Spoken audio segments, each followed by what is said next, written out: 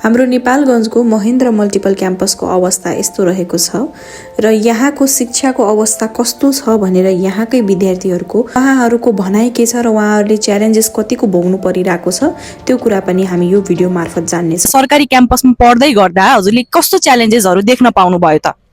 यो सरकारी क्याम्पसमा त हामी खासमा मर्निङको स्टुडेन्टहरू हौँ होइन, अनि त्यसपछि बिहान आउने बेला यहाँको लाइटिङहरूको हेर्दाखेरि अवस्था हेर्दाखेरि अँध्यारो हुन्छ। अनि त्यसपछि यहाँ चाहिँ म बिएससीमा पढ्छु, अनि त्यसपछि बिएससीको भवनहरू हेर्दाखेरि माथिबाट पुरै सबै खसिरहेको हुन्छ होइन। अनि चाहिँ बिल्डिङहरू पुरानै त्यही छ, अनि यहाँको टोयलेटको अवस्था भन्दाखेरि त्यस्तै फोहोरहरू हुन्छ। अनि त्यसपछि यस्तै प्रब्लमहरू छ। ओके, हजुरले यस्तो च्यालेन्जेसहरू देख्न पाइराख्नु भएको छ। सरकारी क्याम्पसमा पढ्दाखेरि हजुरले कस्तो कस्तो च्यालेन्जेसहरू देख्नु पर्यो भनेर हजुरले हामीलाई भन्नुभयो र अब यसलाई चाहिँ सुधार्न कसरी सकिन्छ त्यसको लागि अलिकति आइडियाजहरू हजुरले के दिन चाहनुहुन्छ? सुधार गर्नको लागि यो शिक्षामा, नेपालको शिक्षा प्रणालीमा सुधार गर्नको लागि एकदम धेरै म्यापले जानुपर्छ।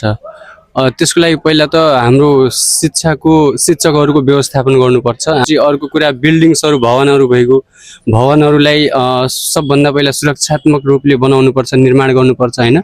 अनि सबभन्दा पहिला त त्यही हो। अनि त्यसपछि हाम्रो मानसिकता, विद्यार्थीको एउटा मानसिकता राम्रो गर्नको लागि चाहिँ नि त्यस्तै प्रकारको वातावरण हुनुपर्छ, पढ्ने वातावरण मिलाउनुपर्छ। अनि त्यसपछि तिनीहरूलाई चाहिने जति पनि इक्विपमेन्टहरू हुन्छन् पढ्नको लागि, स्टडी गर्नको लागि, त्यो सबै प्रोभाइड गराउनु पर्यो। अनि त्यसपछि सरसफाइमा पनि त्यस्तै प्रकारको ध्यान दिनुपर्छ। इलेक्सन आउँदैछ, हजुरलाई थाहा भएकै कुरा होला। हजुरलाई चाहिँ कसको प्रति अलिक बढी आशा छ जसले चाहिँ अब परिवर्तनै गर्नु होला, देश परिवर्तन गर्नु होला भन्ने चाहिँ कसको प्रति बढी आशा छ? आशा त अभियसली बालेन दाइको छ होइन। अब उहाँ युथ हुनुहुन्छ, अब नयाँ, अब सबैलाई पालो दिएकै हो, त्यही अनुसार अब नयाँलाई दिउँ भनेर सबै हाम्रो परिवारमा पनि त्यही छ।